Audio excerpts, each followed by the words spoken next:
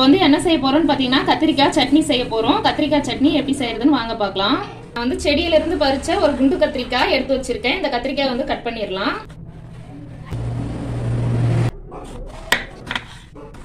கத்திரிக்காவை இந்த மாதிரி பொடியா கட் பண்ணி எடுத்துக்கோங்க. 2 ஸ்பூன் கடலெண்ணெய் சேர்த்துக்கலாம். நம்ம கட் பண்ணி வச்சிருந்தா கத்திரிக்காவை சேர்த்துடலாம். கத்திரிக்காய் வந்து நல்லா வதங்கி வர அளவுக்கு வதக்கி எடுத்துக்கலாம். நான் வந்து குண்டு கத்திரிக்காய் எடுத்திருக்கேன். இந்த கத்திரிக்காய் வந்து சீக்கிரமாவே வதங்கிடும். நீங்க எந்த கத்திரிக்காய் வேணாலும் எடுத்துக்கலாம். கத்திரிக்காய் வந்து கொஞ்சம் முக்கால்வாசி அளவுக்கு வெந்து வர அளவுக்கு நீங்க வதக்கி மட்டும் எடுத்துக்கோங்க.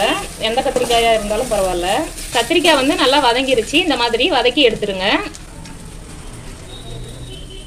அதே கடாயில மறுபடியும் 2 ஸ்பூன் கடலெண்ணெய் சேர்த்துக்கலாம். 50 கிராம் சின்ன வெங்காயம், பூண்டு 15 பல் சேர்த்துடலாம். 2 தக்காளி, 7 வரமிளகாய் இதெல்லாம் சேர்த்துட்டு நல்லா வதக்கி விட்டுக்கோங்க.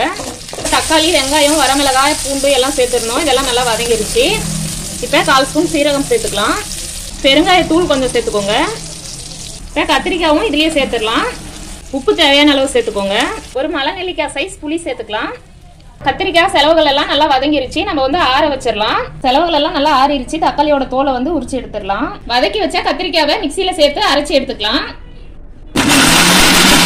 கத்திரிக்காய் சட்னி இந்த மாதிரி கொரகொரப்பா அரைச்சி எடுத்துக்கோங்க. கத்திரிக்காய் சட்னிக்கு தாளிப்புக்காக 1 ஸ்பூன் எண்ணெய் சேர்த்துக்கலாம். 1/4 ஸ்பூன் கடுகு சேர்த்துக்கலாம். கடுகு பொரிஞ்சிருச்சு. கருவேப்பிலை சேர்த்துக்கலாம். தாளிப்பை சேர்த்துடலாம். அருமையான கத்திரிக்காய் சட்னி ரெடி ஆயிருச்சு. நீங்களும் வீட்டில் இதே போல செஞ்சு சாப்பிட்டு பாருங்க.